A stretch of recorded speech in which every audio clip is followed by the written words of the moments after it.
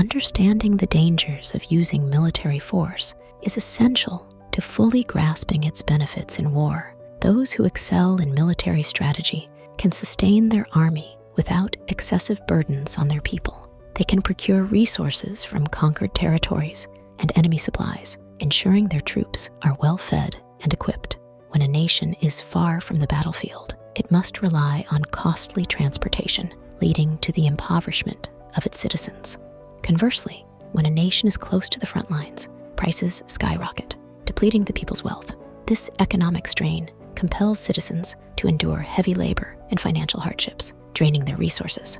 In the end, the people bear the brunt of the costs, with 70% of their expenses going to sustain the military. The state's expenses also mount, depleting resources on weapons, armor, and provisions.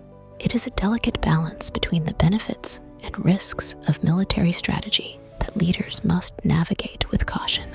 Thank you for watching the video. Don't forget to subscribe to our channel for more insightful content.